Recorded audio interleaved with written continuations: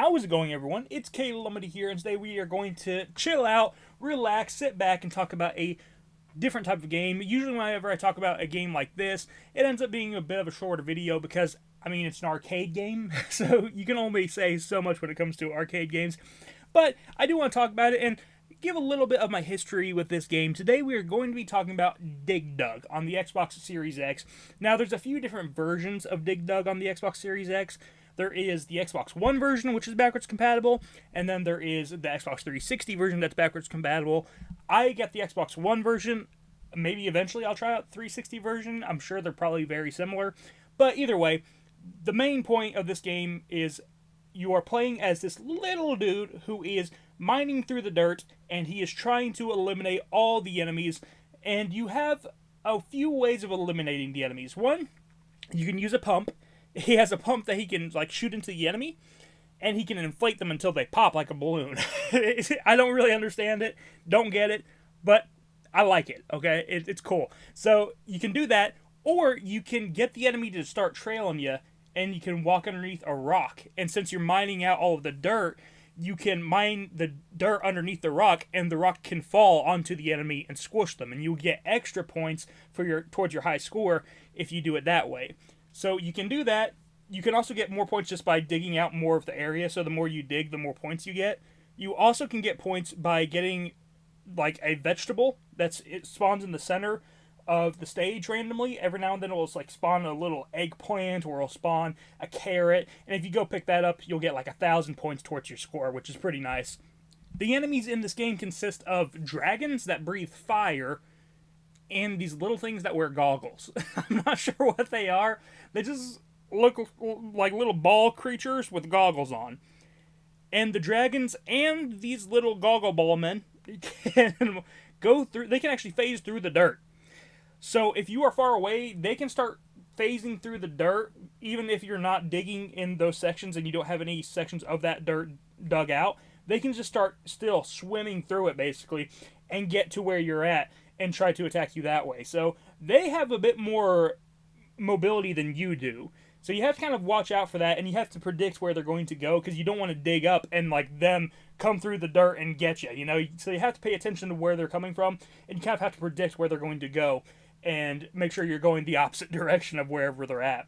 I do love the way that this game looks. I think the game just looks great in general, Each layer of dirt is usually a different color, and the dirt color changes depending on what level you're on and stuff like that. So I do like the way it looks. It's pretty bright and colorful, and overall, it's just a nice looking game, and it plays very well also. I mean, you would expect it when you're playing it on modern hardware, right?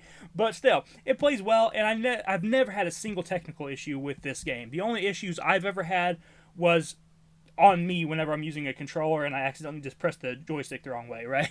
But other than that, this game is completely fine. Once you eliminate every single enemy other than just one, there can be one enemy left.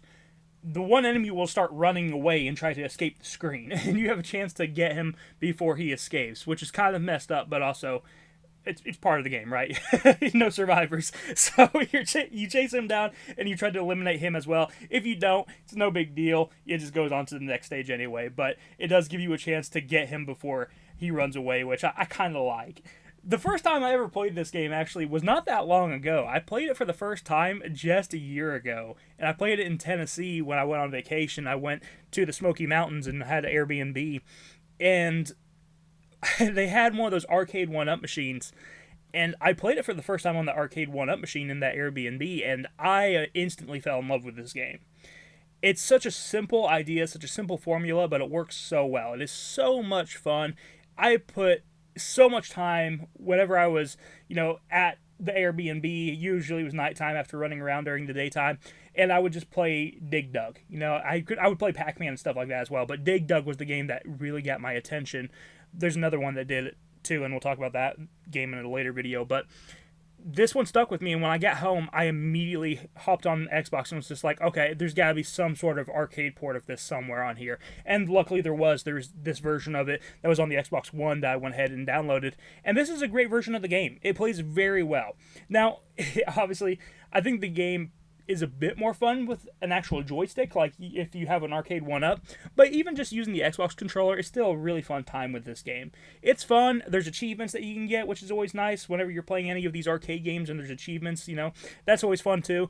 And overall, this is just a great time waster. A lot of times, if I get sick of a certain type of game, like if I'm playing a lot of first-person shooters, for example, and I get burnt out, or if I'm playing a lot of horror games, which I've been doing a lot recently, getting ready for Halloween, and I get burnt out, I'll just turn on DigDug, and I'll just start playing this, and it's just always such a fun time. It's a great game to relax to. It's simple. You don't have to use a lot of, a lot of your brain to play it. It's just simple, fun, and it's one of my favorite arcade games ever since I've played it. There's a lot of good arcade games out there, and this one is probably in my top 10 now. I really do love it, and I'm glad that I got to play this when I went to Tennessee, because if it wasn't for me playing at the Airbnb, I may have never played DigDug, so I'm glad that I did. So go check out DigDug on the Xbox Series X. I believe that I picked this up on sale. There was a sale that had like 3 games in it. It had like Galaga, it had Pac-Man, and it had DigDug. And I got it on sale for like $3. And I mean, if you can get that deal, that's a great way to pick up some classics right there. So look out for that deal. And I think it's usually pretty cheap anyway, but it's definitely worth having on the Xbox. It plays very well. And eventually maybe I'll check out the 360 version and we'll see if it's any different. I kind of doubt it is, but maybe it has like a different border or something like that. I don't know. You never know.